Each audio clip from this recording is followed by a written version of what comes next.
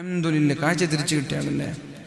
കാസിലൈനിലെ യുവാക്കളുടെ കൂട്ടായ്മ ഒരു പോത്ത് അഥവാ ഏകദേശം 25,000 രൂപ ഏറ്റെടുത്തിരിക്കുകയാണ്. ചെറിയൊരു എക്സ്ക്യൂസ് ഞാൻ പറയാണ്. ഇൻഷാ അല്ലാഹ് നമ്മുടെ മുത്തഅല്ലിമീങ്ങൾ, നമ്മുടെ വിദ്യാർത്ഥികളുണ്ട്, കൗണ്ടർ ഉണ്ട്. നിങ്ങൾ എന്ത് ചെയ്യാം, നിങ്ങൾക്ക് താല്പര്യമുള്ളൊരു എമൗണ്ട് എന്തെങ്കിലും ഒരു ഷെയർ, 18,000 തന്നെ വേണമെന്നില്ല, 15,000, 5,000, 2,000 അവിടെ കൊടുത്ത് നമ്മുടെ വാദ കഴിയുന്നതിന് മുമ്പ് നിങ്ങൾ ഏൽപ്പിച്ചാൽ നമ്മൾക്ക് ദുആ ചെയ്യാം. അല്ലെങ്കിൽ നമ്മുടെ വാദിനെ ബാധിക്കുമെന്ന് ഞാൻ പേടിക്കുന്നു. അതുകൊണ്ട് പല ആളുകളും വാദ കേൾക്കാൻ വേണ്ടി വന്നവരാണ്, പിരിവിന് കാണാൻ വേണ്ടി വന്നവരല്ല. അൽഹംദുലില്ലാഹ്. സത്താർ എന്ന് പറയുന്ന ഒരു സഹോദരൻ 18,000 രൂപ ഒരു വർഷത്തേക്ക് അല്ലാഹുവേ നീ സ്വീകരിക്കണേ അല്ലാഹ്. എല്ലാവരും ഇഖ്ലാസോടെ ഏറ്റെടുക്കുന്നവരാണെന്നറിയാം. അതുകൊണ്ട് തന്നെ പേരും നമ്പറും ഇവിടെ കൊടുത്തിട്ട് ഇൻഷാ അല്ലാഹ് ദുആ കൊണ്ട് വസിയത്ത് ചെയ്തിട്ടായിരിക്കണം നമ്മൾ പോകുന്നത്. അല്ലാഹുവേ നീ സ്വീകരിക്കണേ റബ്ബേ. അതുകൊണ്ട് ഇൻഷാ അല്ലാഹ് ഇവിടെ ഒരുമിച്ച് കൂടിയ ആണുങ്ങൾ പെണ്ണുങ്ങളുണ്ട്. പെണ്ണുങ്ങളുടെ ഭാഗത്ത് വളണ്ടിയേഴ്സ് ഉണ്ടോ എന്നറിയില്ല. അങ്ങനെ താല്പര്യമുള്ള ആളുകൾ എഴുത്തിലൂടെ ഇത് അറിയിക്കുകയും ഇൻഷാ അല്ലാഹ് വാഴ കഴിയുമ്പോഴേക്കും എല്ലാവരുടെയും ലിസ്റ്റ് വായിച്ച് നമ്മൾക്കൊന്ന് ആത്മാർത്ഥമായി കരഞ്ഞ് ദുആ ചെയ്യണം. ഇത് അവസാനത്തെ ദിവസമാണ്. ഒരു ദിവസം കൂടി നാളെ ബാക്കിയുണ്ട്. പിന്നെ ഇത് കാണണമെങ്കിൽ 3 വർഷം കാത്തിരിക്കണം. അല്ലേ, 3 വർഷം കാത്തിരിക്കണ്ടേ? ഇപ്രാവശ്യം 5 വർഷത്തോളായി എന്ന് തോന്നുന്നത്. നല്ല മനോഹരമായൊരു പള്ളി. നമുക്ക് ഈ പള്ളി കാണുമ്പോൾ തന്നെ ഒരു അഭിമാനം. ആ പള്ളിക്ക് വേണ്ടി സഹായിച്ച സഹോദരൻ അല്ലാഹുവേ അർഹമായ പ്രതിഫലം നൽകണേ അല്ലാഹ്. മൻ ബനാ ലില്ലാഹി മസ്ജിദൻ കമിഫഹസി ഖതാത്തിൻ, ഒരു മാടപ്രാവിന് ഇരിക്കാൻ പറ്റുന്ന പള്ളി ഒരാൾ നിർമ്മിച്ചാൽ ബനല്ലാഹു ലഹു ബൈതൻ ഫിൽ ജന്ന, സ്വർഗ്ഗീയ ലോകത്ത് അവന് വേണ്ടി അല്ലാഹു ഒരു വീട് പണിയുമെന്ന് പരിശുദ്ധ റസൂലുള്ളാഹ്. ഇതിൽ ഒരു മാടപ്രാവല്ല, ലക്ഷക്കണക്കിന് മാടപ്രാവിനിരിക്കാം അല്ലെ. എന്നോട് മിനിഞ്ഞാന്നേ ഒരാൾ ചോദിച്ചു, ഇത്ര വലിയ പള്ളിയൊക്കെ വേണോ? ഞാൻ പറഞ്ഞു, ഇവിടെ വലിയ തിരക്കുള്ള പള്ളിയല്ലേ, പരിശുദ്ധ റമളാനിന്റെ അവസാനത്തെ വെള്ളിയാഴ്ചയൊക്കെ വലിയ തിരക്കായി പുറത്തല്ലേ നിസ്കരിക്കുക. നിങ്ങൾ എന്താ പറയുന്നത്? ഈ പള്ളിയുടെ അതേ വലിപ്പമുള്ള ഒരു പള്ളി അപ്പുറത്ത് കൂട്ടിയിട്ടുണ്ട്, ഇത്രയൊക്കെ വേണമെന്ന് ചോദിച്ചു. ഇന്ന് ജുമഅക്ക് പള്ളിയിൽ സ്ഥലം തികയാതെ പുറത്ത് നിസ്കരിച്ചു. പള്ളി വേണോ വേണ്ടേ? എന്താണ് പള്ളി വേണോ വേണ്ടേ? ചില ആളുകൾക്ക് ഇങ്ങനെ ഡൗട്ട് ഉണ്ടാകും, ഇത്ര വലിയ പള്ളിയൊക്കെ വേണോ? ഇവിടെ പാവപ്പെട്ട കുറെ ആളുകളുണ്ട്, അവരെ സഹായിച്ചൂടെ? പള്ളി വേണോ വേണ്ടേ? ഇന്ന് പുറത്ത് നിസ്കരിച്ചു സ്ഥലമില്ലാഞ്ഞിട്ട്. അക്കാഡമിയിലെ ഒരു കുട്ടിയുടെ ഒരു കൊല്ലത്തെ ചിലവേറ്റെടുക്കാൻ 12 കൊല്ലമായി കുട്ടികളില്ല. ദുആ ചെയ്യണം. അല്ലാഹുവേ മക്കളെ നൽകണേ അല്ലാഹ്. അല്ലാഹുവേ മക്കളെ നൽകണേ അല്ലാഹ്. ഒരു മനുഷ്യന്റെ ദാമ്പത്യ ജീവിതം ആഗ്രഹിക്കുന്നത് തന്നെ ആ കുഞ്ഞുമക്കളുടെ കുസൃതി കാണാനാണ്. ആ കുഞ്ഞുമക്കളുടെ കുസൃതികൾ കാണാനാണ്.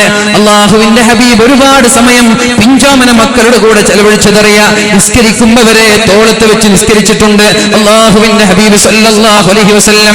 ഒരിക്കലും ഹസൻ റളിയല്ലാഹു അൻഹുവിനെ മടിയിൽ വെച്ചിട്ട് നബി തങ്ങൾ ഇങ്ങനെ നാവ് പുറത്തിട്ടു. ഇങ്ങനെ നാവ് പുറത്തിട്ടു. നബി തങ്ങളുടെ ആ ചുവന്ന നാവ് കാണുമ്പോൾ ഹസൻ റളിയല്ലാഹു അൻഹു പിടിക്കാൻ നോക്കി. പിടിക്കുമ്പോൾ നബി തങ്ങൾ വേഗം നാവ് ഉള്ളിലേക്ക് അകത്തേക്ക് വലിച്ചു. കാണുന്നില്ല, കുട്ടിയല്ലേ, കുട്ടി ഇങ്ങനെ തിരയാണ്, ഇവിടെ കാണുന്നില്ല, കൈയൊക്കെ ഇട്ട് നോക്കി കാണുന്നില്ല. പിന്നെ കുട്ടി ഇങ്ങനെ വേറെന്തൊക്കെ കളിയിലായി. കുറച്ച് കഴിയുമ്പോൾ വീണ്ടും നബി തങ്ങൾ നാവുമെല്ലാം പുറത്തിട്ടു. കുട്ടി വീണ്ടും പിടിക്കാൻ നോക്കി. ഇങ്ങനെയൊക്കെ പിഞ്ചോമന മക്കളോട് കളിപ്പിച്ച് രസിപ്പിച്ചാണ് അള്ളാഹുവിന്റെ ഹബീബ് ജീവിച്ചത്. അതേപോലെ ഈ ആളുകൾക്കൊക്കെ ആഗ്രഹമുണ്ടാവൂലേ പിഞ്ചോമന മക്കളുടെ കരച്ചിൽ കാണാൻ. എന്നോടൊരാൾ പറഞ്ഞത് ഞാൻ ഓർക്കുകയാണ്, മറ്റുള്ള ആളുകളുടെ മക്കൾ കരയുമ്പോ ഞങ്ങൾക്ക് ദേഷ്യം വരാനുണ്ട്, പക്ഷേ സ്വന്തമായിട്ടൊരു കുഞ്ഞുണ്ടാകുമ്പോ ആ കുഞ്ഞിന്റെ കരച്ചിൽ കാണാൻ ആനന്ദമാണ്. അല്ലേ അല്ലേ? ആ കുഞ്ഞിന്റെ സ്വന്തം കുഞ്ഞിന്റെ കരച്ചിൽ കാണാൻ ആനന്ദാണ്. മറ്റുള്ള മക്കൾ ജ്യേഷ്ഠന്മാരല്ലെങ്കിൽ ജ്യേഷ്ഠത്തിമാർ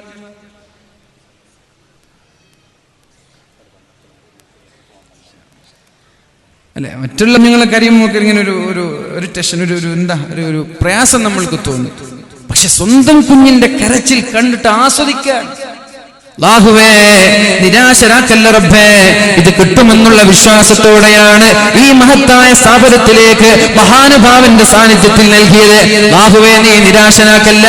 അല്ലാഹുവേ നീ ഒരാളെയും നിരാശരാക്കല്ല റബ്ബേ. പൂർത്തീകരിച്ചു കൊടുക്കണേ അല്ലാഹ്.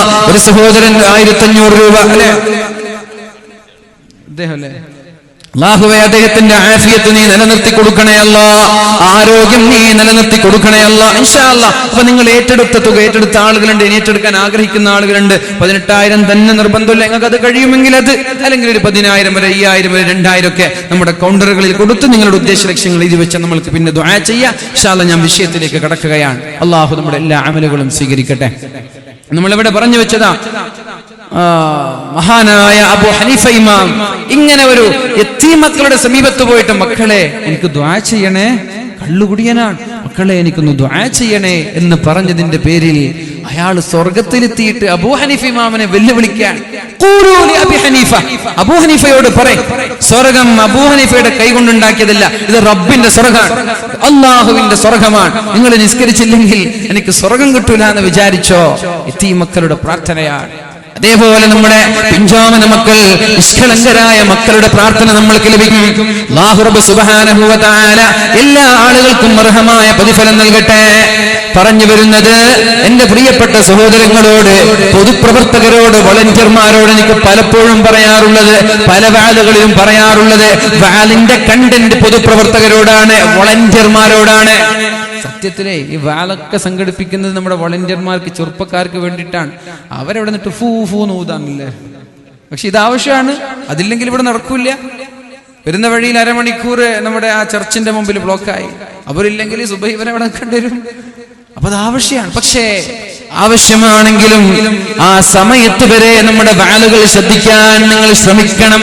അല്ലാഹു തൗഫീഖ് ചെയ്യട്ടെ. അല്ലെങ്കിൽ വെറുതെ ഇരിക്കുന്ന സമയങ്ങളിൽ ഡ്യൂട്ടി കഴിഞ്ഞാൽ, ജോലി കഴിഞ്ഞു പോയാൽ, ഉറങ്ങാൻ കിടക്കുമ്പോഴെങ്കിലും വാലുകൾ കേൾക്കാൻ നമ്മൾ ശ്രമിക്കണം. എങ്കിലേ നമ്മുടെ ജീവിതത്തിൽ മാറ്റം ഉണ്ടാവുകയുള്ളൂ. അല്ലാഹു തൗഫീഖ് ചെയ്യട്ടെ. മഹാനായ ഇബ്നു ഉമർ റളിയല്ലാഹു അൻഹു റിപ്പോർട്ട് ചെയ്യുന്ന ഒരു ഹദീസ് കാണാം. അന്ന റസൂലുള്ളാഹി സ്വല്ലല്ലാഹു അലൈഹി വസല്ലം, അല്ലാഹുവിന്റെ ഹബീബ് പറയാണ്, ഇന്നലില്ലാഹി തആല ഇബാദൻ, അല്ലാഹുവിന് ചില അടിമകളുണ്ട്, അല്ലാഹുവിന് ചില ഇഷ്ടക്കാരുണ്ട്, അല്ലാഹുവിന് ചില ഖലീഫമാരുണ്ട്.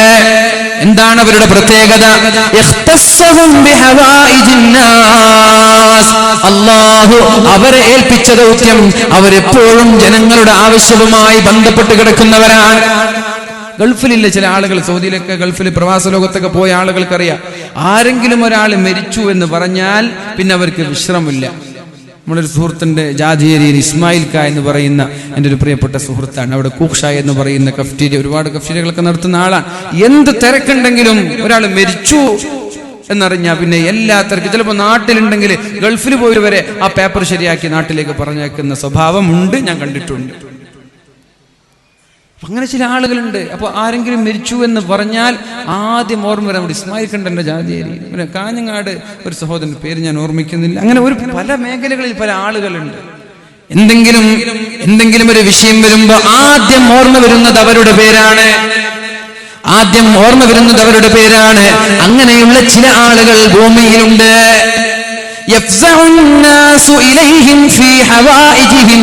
ജനങ്ങൾക്ക് എന്തെങ്കിലും ആവശ്യമുണ്ടാകുമ്പോ ആളുകൾ നേരെ ഓടുന്നത് അവരുടെ അടുത്തേക്കാണ്. നമ്മുടെ തളങ്കരയിലുമുണ്ട് അങ്ങനെയുള്ള ഒരുപാട് ആളുകൾ. എന്തെങ്കിലും ഒരു ആവശ്യമുണ്ടാകുമ്പോ ഇന്നാലിന്ന ആളുകളുടെ സമീപത്തേക്ക് പോവാ, എങ്കിലതിൽ പരിഹാരമുണ്ട്. അയാളെടുത്ത് പോയാൽ ശരിയാവും, അയാളെടുത്ത് പോയാൽ ശരിയാവും. അങ്ങനെയുള്ള ചില ആളുകൾ, അങ്ങനെയുള്ള ആളുകളുടെ പ്രത്യേകതകൾ എന്താണ്? ഉലൈക ഹുമുൽ ആമിനൂന മിൻ അദാബില്ലാഹ്, അവർ അല്ലാഹുവിന്റെ അദാബിൽ നിന്ന്, അല്ലാഹുവിന്റെ നരകത്തിൽ നിന്ന് രക്ഷപ്പെട്ടവരാണ് എന്ന് മുഹമ്മദുർ റസൂലുള്ളാഹ്. നമ്മൾ എന്തെങ്കിലും ആവശ്യമുണ്ടാകുമ്പോ ആരുടെ പേരാണ് ആദ്യം ഓർമ്മ വരുന്നത്? സ്ഥാപനത്തിൽ എന്തെങ്കിലും ഒരു കാര്യം ആവശ്യമുണ്ട്, എന്തെങ്കിലും ഒന്ന് ചെയ്യാനുണ്ട്, ഇന്നാലിന്ന കമ്മിറ്റിക്കാരെ വിളിച്ചാൽ അത് ശരിയാവും, ഇന്നാലിന്നാളെ വിളിച്ചാൽ അത് എന്തായാലും അത് കോളാവുന്ന ഉറപ്പാണ്. അപ്പൊ അയാൾക്ക് വിളിക്കുന്ന വേണ്ട, ശരിയാവുന്ന ആൾക്ക് വിളിക്കാം. അയാളുടെ പ്രത്യേകത എന്താ? ഉലൈക ഹുമുൽ ആമിനൂന മിൻ അദാബില്ലാഹ്, അവർ അല്ലാഹുവിന്റെ അദാബിൽ നിന്ന് രക്ഷപ്പെട്ടവരാണ് എന്ന് പരിശുദ്ധ റസൂലുള്ളാഹ്. എന്തോരു ഭാഗ്യവാന്മാരാണവർ. അതുകൊണ്ട് ഞാൻ പറഞ്ഞു വരുന്നത്, പൊതുപ്രവർത്തനം എന്നുള്ളത് ചില്ലറ കാര്യമല്ല, അത് നിസ്സാര കാര്യമല്ല. അത് നിങ്ങളുടെ കുടുംബത്തെ, നിങ്ങളുടെ ഭാര്യയെ, നിങ്ങളുടെ മക്കളെ മൈൻഡ് ചെയ്യാതെ, കുടുംബത്തെ തിരിഞ്ഞു നോക്കാതെ പൊതുപ്രവർത്തനം നടത്തണ്ട. അങ്ങനെ ചില ആളുകളുണ്ട്, വീട് തിരിഞ്ഞു നോക്കൂല, ഭാര്യയെ തിരിഞ്ഞു നോക്കിയിട്ട് മാസങ്ങളായി. ഭാര്യ വിളിച്ചാൽ ഒരു ബന്ധമില്ല, വീട്ടിൽ പോയാൽ പിന്നെ ഫുള്ള് തിരക്കൊക്കെ, ചിന്തയൊക്കെ പൊതുപ്രവർത്തനങ്ങളെ കുറിച്ച, പാർട്ടിയെ കുറിച്ച, ഓഫീസിനെ കുറിച്ച, മീറ്റിങ്ങിനെ കുറിച്ച, വീട്ടിലൊന്നുമില്ല. അങ്ങനെ കുറച്ച് ആളുകൾ നല്ല പൊതുപ്രവർത്തകരാ, പക്ഷേ വീടും മക്കളും ശ്രദ്ധിക്കുന്നില്ല. അതൊരു കാര്യമില്ല. മക്കളെയും ഭാര്യമാരെയും എല്ലാം ശ്രദ്ധിച്ച് അവർക്ക് നൽകേണ്ട പരിഗണന നൽകിയിട്ട് വേണം പിന്നെയാണ് നാട്ടിലേക്ക് ഇറങ്ങി നാട്ടുകാർക്ക് എന്ത് ആവശ്യമുണ്ടായാലും ഞാനത് ചെയ്തു കൊടുക്കുമെന്ന് പറഞ്ഞ് ഓടിച്ചാടി നടക്കുന്ന ആളുകൾ, അങ്ങനെയുള്ള ചെറുപ്പക്കാർ, അങ്ങനെയുള്ള പ്രവർത്തകർ, അങ്ങനെയുള്ള സംഘാടകർ ഹുമുൽ ആമിനൂന മിൻ അദാബില്ലാഹ്, അവർ അല്ലാഹുവിന്റെ അദാബിൽ നിന്ന് രക്ഷപ്പെട്ടവരാണ് എന്ന് പരിശുദ്ധ റസൂലുള്ളാഹ്. ഞാൻ ചോദിക്കട്ടെ, പരിശുദ്ധമായ 30 ദിവസം നീണ്ടു നിൽക്കുന്ന മതപ്രഭാഷണം, 10 ദിവസം നീണ്ടു നിൽക്കുന്ന ഉറൂസ്, ഒരുപാട് വളണ്ടിയർമാരുണ്ട്, ഒരുപാട് ഉത്തരവാദപ്പെട്ട ആളുകളുണ്ട്. എന്റെ ഒരു നിസ്കാരം പോലും ജമാഅത്തിന് ഇഷ്ടപ്പെടാതെ ഞാനത് നിർവഹിച്ചു എന്ന് പറയാനുള്ള എത്ര ആളുകൾ ഇവിടെയുണ്ട്? അങ്ങനെ പറയാൻ പറ്റുന്ന എത്ര ആളുകളുണ്ട്? ഒരു മാസം ഞാൻ വളണ്ടിയറായി പ്രവർത്തിച്ചു, എൻ്റെ ഒരു നിസ്കാരവും ജമാഅത്ത് പോട്ടെ കളായിട്ടില്ല എന്ന് പറയാൻ പറ്റുന്ന എത്ര ആളുകളുണ്ട്? സാമൂഹിക പ്രവർത്തനങ്ങളൊക്കെ നല്ലതാണ്. നിസ്കാരം ഒഴിവാക്കിയിട്ടുള്ള സാമൂഹിക പ്രവർത്തനങ്ങൾക്ക് പ്രസക്തിയില്ല. മഹാനായ വലിയുല്ലാഹി ടിപ്പു സുൽത്താനെ പരിചയമില്ലാത്ത ആളുകളില്ല അല്ലെ? മൈസൂരിലെ സിംഹം എന്നറിയപ്പെടുന്ന, മൈസൂരിലെ പുലി എന്നറിയപ്പെടുന്ന ടിപ്പു സുൽത്താൻ, മക്കളില്ലാത്ത ആളുകൾ കേൾക്കണേ, ഇവിടെ വന്ന് സിയാറത്ത് ചെയ്യുന്നതിനെ പരിഹസിക്കുന്ന ചില വാട്സപ്പ് ശേഖന്മാരുണ്ട് അല്ലേ? ഞങ്ങളുടെ വാട്സപ്പിലൊക്കെ അതിന്റെ വീഡിയോകൾ കാണാം, അതിന്റെ ഓഡിയോകൾ കേൾക്കാം. വിഡ്ഢികളായ ചില ആളുകൾ, വിവരദോഷികളായ ചില ആളുകളുണ്ട്. ഞാൻ പറയട്ടെ, ടിപ്പു സുൽത്താൻ എന്ന് പറയുന്നത് അള്ളാഹുവിന്റെ വലിയാണ് അദ്ദേഹം. ഹൈദർ അലി ഖാനും ഫഖറുന്നിസയ്ക്കും മക്കളില്ലാതെ ഒരുപാട് കാലം പ്രാർത്ഥിച്ചിട്ട് ടിപ്പു മസ്താൻ എന്ന് പറയുന്ന ദർഗയിലേക്ക് നിരന്തരമായി അവിടെ ചെന്നിട്ട് ഫഖറുന്നിസ എന്ന് പറയുന്ന ഹൈദർ അലി ഖാന്റെ ഭാര്യയ്ക്ക് എപ്പോഴും മക്ബറയിൽ തന്നെ ഇരുന്നിട്ട് ദുആ ചെയ്യലായിരുന്നു പണി. നിരന്തരമായി മക്ബറയിൽ വന്ന് ദുആ ചെയ്തിട്ട് അല്ലാഹു ഒരു കുഞ്ഞിക്കാല് കാണാൻ ഭാഗ്യം നൽകി. ആ കുഞ്ഞിക്കാലാണ്, ആ കുഞ്ഞുമോനാണ് ടിപ്പു സുൽത്താൻ എന്ന പേരിൽ അറിയപ്പെടുന്നത്. ആ മസ്താന്റെ ദർഗയിൽ ചെന്നിട്ട് ദുആ ചെയ്ത് പ്രാർത്ഥിച്ച് ലഭിച്ച കുഞ്ഞായത് കാരണം ഞാൻ പറയുന്നത്, ഇന്ന് തുടങ്ങിയതല്ല, മക്കാമിൽ പോയി ദുആ ചെയ്യുന്നത് കാഴ്ചശക്തി കിട്ടാൻ, കേൾവി ശക്തി ലഭിക്കാൻ, മക്കളെ ലഭിക്കാനൊക്കെ മക്ബറയിൽ പോയി, മസാറിൽ പോയി, ഔലിയാക്കളുടെ മഹാന്മാരുടെ സമീപത്തേക്ക് പോയി ദുആ ചെയ്യാൻ തുടങ്ങിയത് 2000-ലല്ല, 2018-ലല്ല, ഒരുപാട് വർഷങ്ങൾക്ക് മുമ്പ് ടിപ്പു സുൽത്താന്റെ മാതാവ് നിരന്തരമായി മസ്താൻ ദർഗയിൽ ദുആ ചെയ്തിട്ട് അല്ലാഹു ഒരു കുഞ്ഞിനെ നൽകുകയുണ്ടായി. ഏത് മഹാനുഭാവന്റെ സമീപത്ത് വെച്ചാണോ ദുആ ചെയ്തത്, അത് കാരണത്താൽ കുഞ്ഞ് ലഭിച്ചത് കാരണം ആ മഹാനുഭാവന്റെ പേര് ഞാൻ എന്റെ മകന് നൽകുമെന്ന് ഉമ്മ നേർച്ചയാക്കി. ആ മഹാന്റെ പേര് ഞാൻ എന്റെ മകന് നൽകുമെന്ന് നേർച്ചയാക്കി. ആ പേരാണ് പ്രസവിച്ചപ്പോൾ ടിപ്പു സുൽത്താൻ എന്ന പേര് നൽകിയത്. ടിപ്പു സുൽത്താൻ ടിപ്പു മസ്താൻ എന്ന് പറയുന്ന മക്ബറയിൽ പോയി ദുആ ചെയ്തതിന്റെ ഫലമായി കുഞ്ഞ് ലഭിച്ചത് കാരണത്താലാണ് ടിപ്പു സുൽത്താൻ എന്ന പേര് മഹാനായ ടിപ്പു സുൽത്താൻ നൽകിയത്.